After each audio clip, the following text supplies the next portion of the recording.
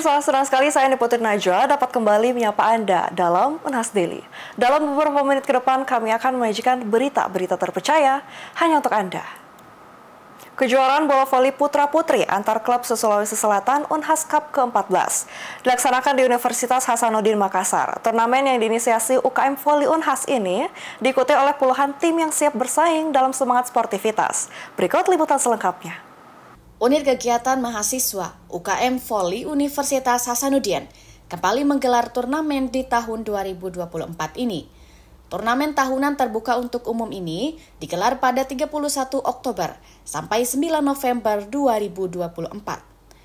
Kejuaraan antar klub bertajuk Unhas Cup ke-14 diikuti oleh 50 tim terdiri dari 32 tim putra dan 18 tim putri di Sulawesi Selatan.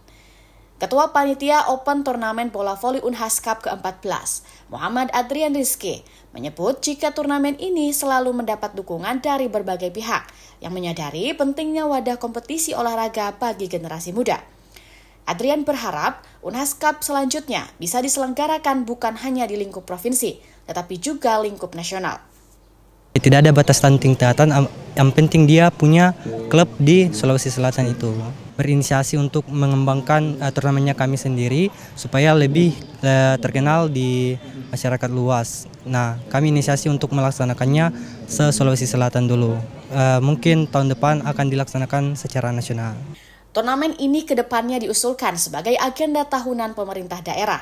Ini disampaikan Kasubdit Kemahasiswaan Unhas, Muhammad Irdam Ferdiansyah. Ini memang tiap tahunnya dilaksanakan untuk kemudian menyemarakkan event-event olahraga yang dilaksanakan oleh kemahasiswaan dan penyelenggaranya itu dari mahasiswa. Sebetulnya ini juga salah satu upaya kita untuk kemudian menyelaraskan kegiatan-kegiatan akademik dengan kegiatan-kegiatan non-akademik supaya balance gitu aja. Mewakili Ketua Harian PBSI Sulawesi Selatan, Kasat Lantas Polrestabes Makassar, AKBP Dr. Amin Toha Esos SHMH, mengapresiasi komitmen Universitas Hasanuddin dalam menyelenggarakan turnamen ini secara konsisten. Ia pun berharap agar turnamen ini bisa menciptakan bibit-bibit bukan hanya level untuk provinsi, tentunya level nasional bahkan internasional. Saya mewakili Pak Kapolda selaku Ketua Umum PBVSI dan sekaligus mewakili Pak Dirlantas selaku Ketua Harian PBVSI Provinsi Sulawesi Selatan tentunya merespon positif kegiatan yang dilaksanakan oleh Unhas. Nah, ini adalah sudah merupakan turnamen yang ke-14. Tentu saya memberikan apresiasi yang luar biasa terhadap beliau-beliau ini yang selaku panitia yang telah menyelenggarakan kegiatan turnamen bola voli yang dilaksanakan pembukaan pada hari ini. Panitia turnamen berharap ajang ini menjadi langkah awal untuk meningkatkan talenta lokal ke panggung yang lebih besar di masa mendatang. Rizka Fraja, Rahmatia, Unhas TV. Pemirsa, Deputi Pemberdayaan Pemuda Kemenpora Republik Indonesia, Profesor Dr. Haji Muhammad Asrorun Niam Soleh MA, mengajak partisipasi aktif pemuda dalam Pilkada Serentak 2024. Para pemuda diharapkan tidak hanya sebatas menggunakan hak pilih, tetapi juga mengawasi pelaksanaan pilkada agar berjalan sesuai aturan.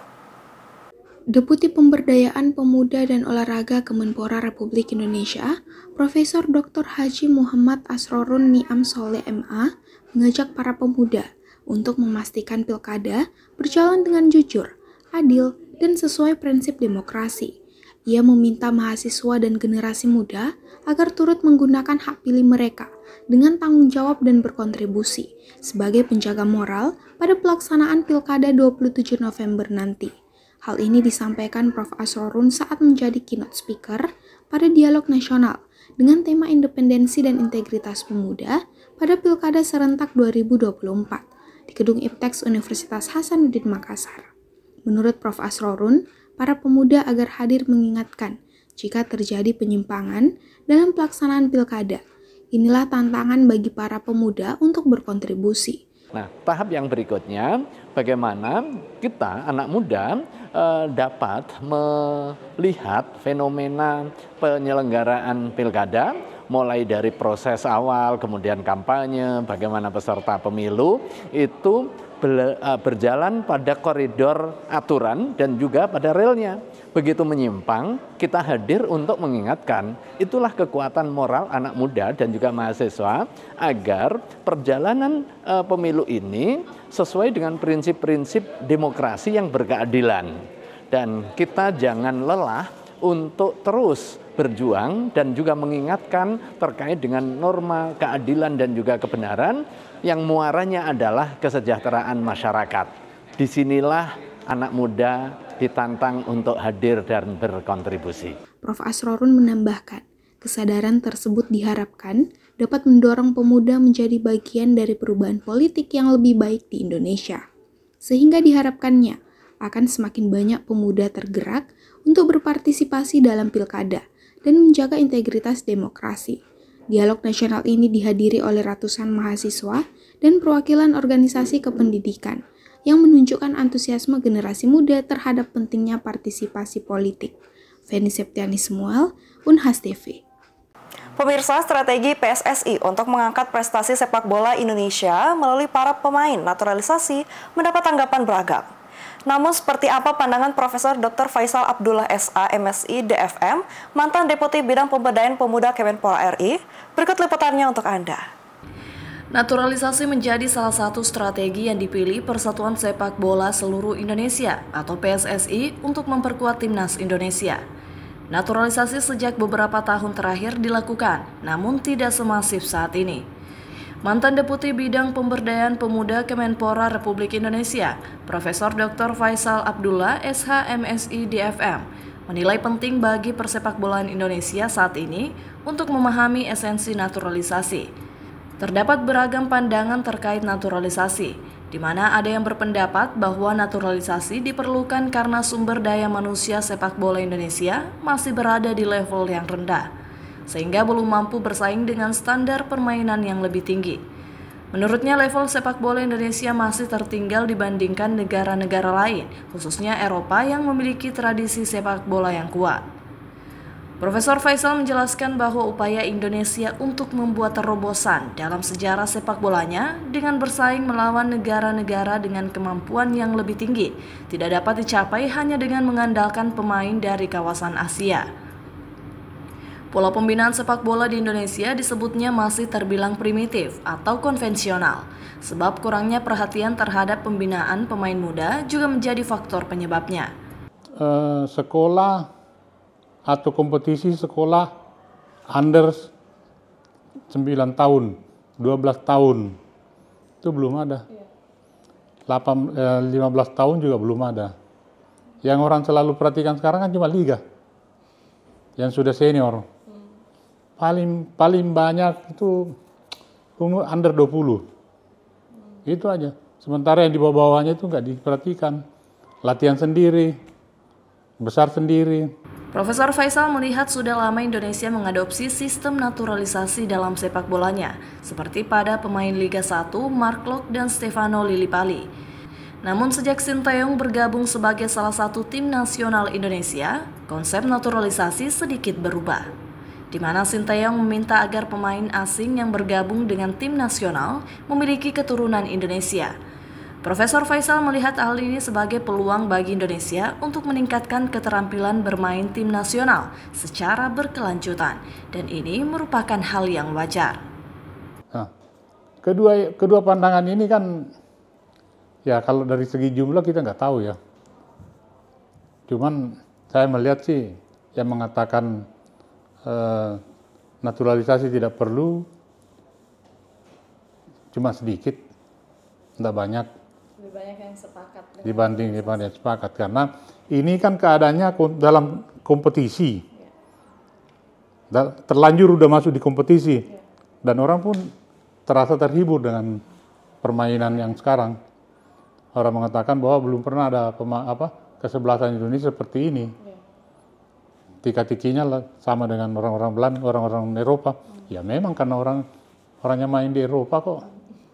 Profesor Faisal menambahkan, sistem naturalisasi di tim nasional sepak bola Indonesia mendapat lebih banyak dukungan dari masyarakat dibandingkan penolakan.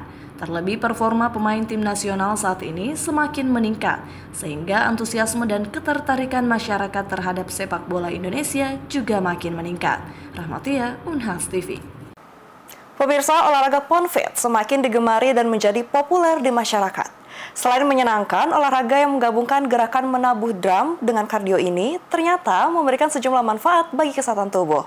Seperti apa itu? Simak liputan berikut khusus untuk Anda. Kepopuleran PONFIT, olahraga yang menggabungkan gerakan menabuh drum dengan gerakan kardio, semakin meningkat. Ia menjadi olahraga yang digemari semua kalangan. Dengan menggunakan alat mirip drumstick atau ripsticks, peserta diajak untuk bergerak mengikuti irama musik yang energik. Tubuh dibawa bergerak dan berayun. Selain menyenangkan, PONFIT juga memberikan sejumlah manfaat bagi kesehatan tubuh.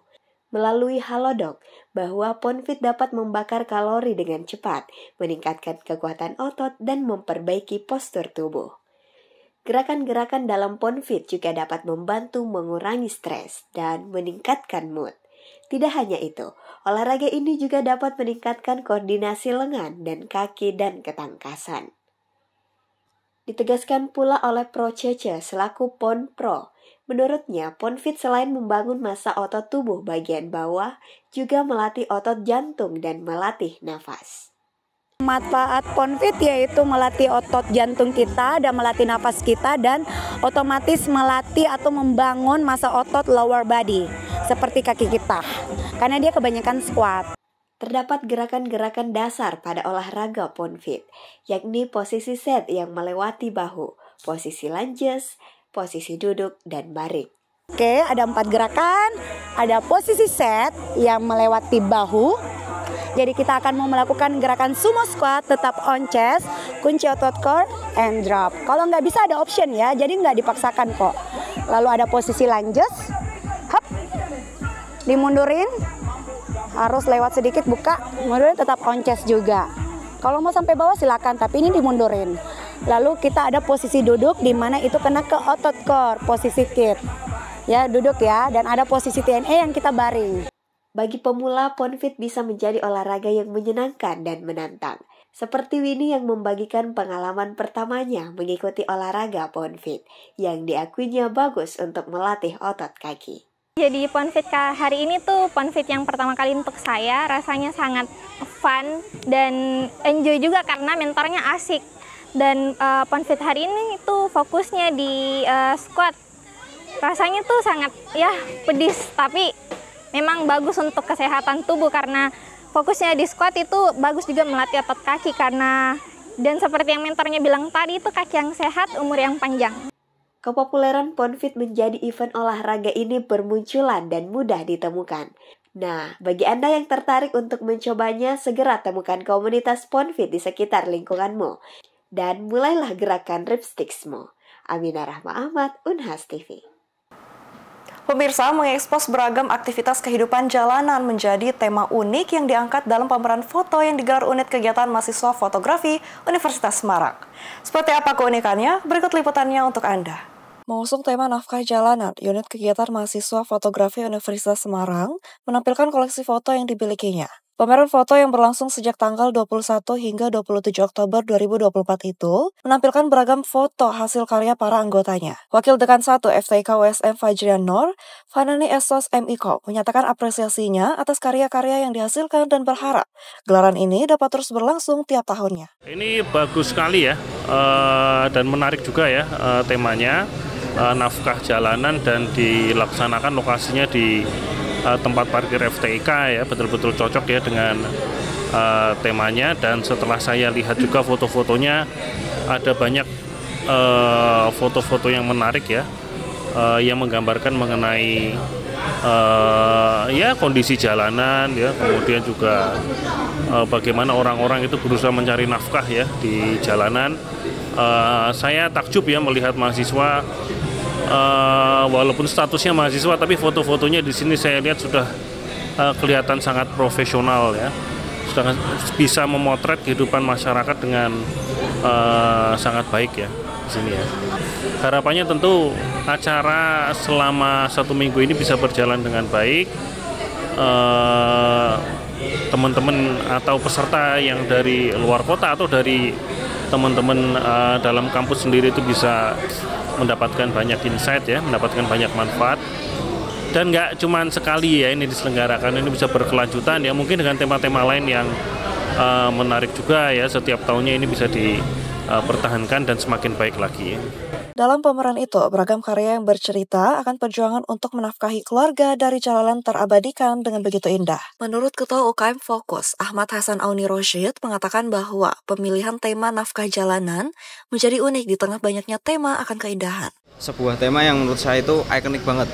Ikoniknya itu kenapa? Karena di sisi lain banyak fotografer-fotografer itu banyak mengangkat tema-tema yang seringnya itu adalah beautiful, terus ada lagi kayak tema-tema foto yang produk dan lain sebagainya. Cuma saya ingin mengangkat pameran foto yang itu bercerita pastinya.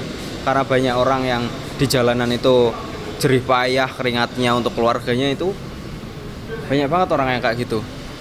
Dan mengangkat nafkah jalanan itu adalah bukan hal yang mudah. Kita harus berkomunikasi sama orang-orang tersebut, dia itu mau dipotret atau enggak, dia itu mau didokumentasikan atau enggak. Anda dapat menyaksikan karya mahasiswa ini dengan menyambangi gedung parkir lantai 6 Universitas Semarang hingga 27 Oktober mendatang. Dari Semarang, Jawa Tengah, tim liputan OSM TV untuk UNAS TV. Pemirsa, berita tadi sekaligus menutup perjumpaan kita pada hari ini. Jangan lupa untuk terus saksikan UNAS Daily hanya di UNAS TV. Saya Diputi Najwa, mewakili seluruh kru yang bertugas, pamit undur diri dan sampai jumpa.